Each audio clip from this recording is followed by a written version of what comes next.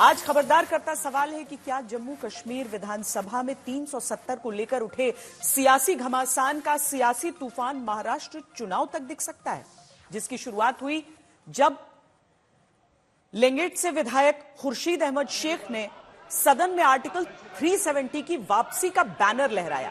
Banner पर लिखा था, हम अनुच्छेद 370 और 35A की बहाली और सभी राजनीतिक कैदियों की रिहाई चाहते हैं।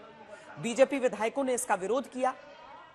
वेल के पार जाकर बीजेपी विधायक ने खुर्शीद अहमद शेख के हाथ से 370 से जुड़ा बैनर छीन लिया। इसी के बाद कई विधायक, जिनमें उमर की पार्टी के विधायक और पीडीपी के भी विधायक शामिल थे, इन्होंने बीजेपी के विधायकों का विरोध किया। हाथापाई और खींचतान तक होने लगी। सोमवार को जम्मू कश्मीर में अनुच्छेद 370 की वापसी का प्रस्ताव पेश हुआ था।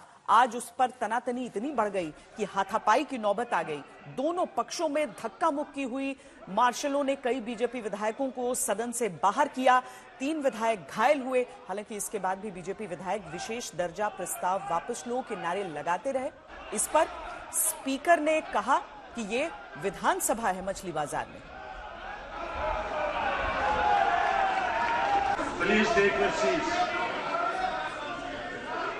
आप मेरी बात आप कैसे बैठे? जम्मू कश्मीर में 370 की वापसी वाले प्रस्ताव पर उबाल है। जब विधानसभा में प्रस्ताव की कॉपी लहराने पर आज हंगामा हो रहा था, तब बीजेपी के विधायक शगुन परिहार टेबल पर चढ़कर विरोध दर्ज करा रही थी, संविधान के पक्ष में नारे लगा रही थी। धारा 370 हटने के बाद नागरिकों की मृत्यु में 80% की गिरावट हुई। ये हर हिंदुस्तानी को ज्ञात है कि धारा 370 हटने के बाद जम्मू कश्मीर में आतंकी घटनाओं में 70% की कमी हुई। लोकतांत्रिक ढांचे के माध्यम से एक चुनी हुई सरकार विकास के मुद्दों पर काम करने की बजाय, भारत को जोड़ने की बजाय भारत को तोड़ने का प्रमाण दे रही है। मैं इंडिया अलायंस के सभी नेताओं को, देश के नागरिकों और भारतीय जनता पार्टी के कार्यकर्ताओं के माध्यम से आश्वस्त करना चाहती हूं कि संसद द्वारा पारित धारा 370 पुनर्स्थापित नहीं होगा और जम्मू कश्मीर को भारत से बांटने का उनका ये प्रयास कामयाब नहीं होगा।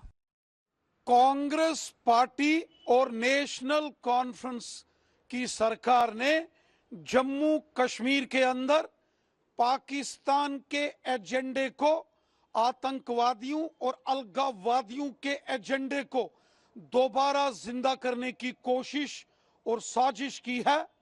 जम्मू कश्मीर की विधानसभा का धारा 370 से कोई लेना देना नहीं है। जिस प्रकार चोरी छिपे धारा 370 के प्रस्ताव को जम्मू कश्मीर की नेशनल कॉन्फ्रेंस और कांग्रेस की सरकार ने विधानसभा के अंदर लाया है, वो गैर कानूनी है। बहुत अफसोस की बात है कि ऐसा नहीं होना चाहिए। आइन के दायरे में होना चाहिए हर बात, कानून के दायरे में हर बात होनी चाहिए। ये बहुत ही अफसोस की बात। को कवायद और जवाबित का कोई लिहाज नहीं है। हम उसको चलना नहीं देना चाहते।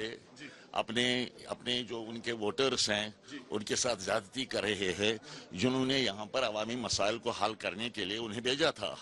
लेकिन आपने बिहेवियर देखा कुछ ऑनरेबल मेंबरां का, वो हाउस को चलने नहीं देना चाहते। बीजेपी कल ही से कह रही थी कि उनकी बात नहीं सुनी गई, एक तरीके से एक तरफा तरीके से जो है रेजोल्यूशन पास हुआ। तो क्यों नहीं सुनेंगे? हमने 10 बार उनको कहा बोलो, वो बोले नहीं, सिर्फ नाराबाजी कर रहे थे। नाराबाजी करना भी कोई बोलना होता है। मैंने उनको कहा इनके लीडर को बोलो, उनके दूसरे मेंबर को बोलो, वो बोले नहीं तो आप क्या करते? भारतीय जनता पार्टी का स्टैंड बिल्कुल साफ है, क्लियर है। और कल जिस तरीके से वातावरण असेंबली का खराब करने की कोशिश की गई, असंवैधानिक तरीके से रेजोल्यूशन असेंबली में रखा गया, उसको पारित किया गया। हर एक को हक है असेंबली में अपनी बात रखने का।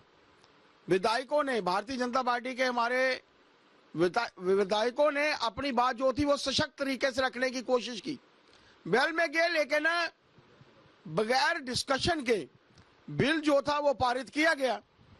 और उस बिल को भी शोर शराबे के बीच में, यह भी नहीं पता कि नेशनल कॉन्फ्रेंस के कितने लोग अंदर थे, कितने लोग बाहर थे, असंवैधानिक तरीके से जो था वो बिल पारित हुआ।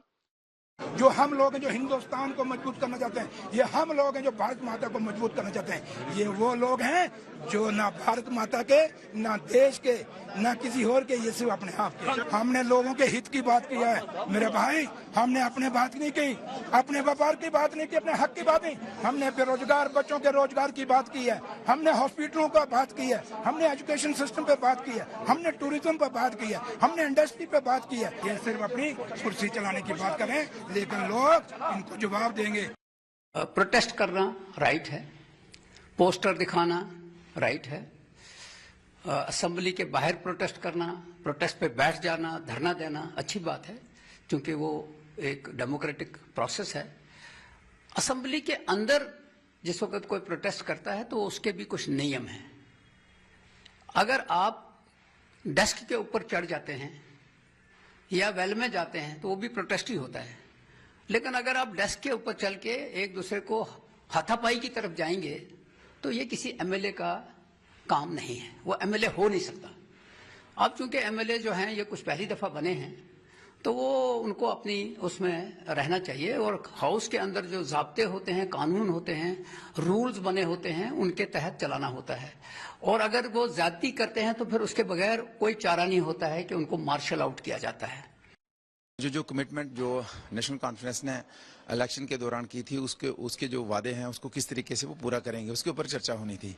तो उनको पता है ये वादा हम पूरा करने वाले नहीं है, तो उन्होंने अचानक से एक रेजोल्यूशन लाया जो गैर कानूनी तरीके से उस रेजोल्यूशन को इंट्रोड्यूस किया गया, और जब तक मेंबर उसको पढ़ते तो उन्होंने उसको पास करने की कोशिश भी की है। अगर वो जम्मू कश्मीर के लोगों के लिए ईमानदारी से उनके लिए कुछ करना चाहते हैं तो पहले तो रेजोल्यूशन बनता था कि आप स्टेट की बहाली के लिए, जो कि प्रधानमंत्री जी ने कमिटमेंट की है, उसके ऊपर चर्चा करते आप, और उसके बाद अगली कोई और डिमांड थी आपकी, उसके ऊपर चर्चा करते आप पहला स्टेप चढ़ते नहीं और दूसरे की बात करते हो।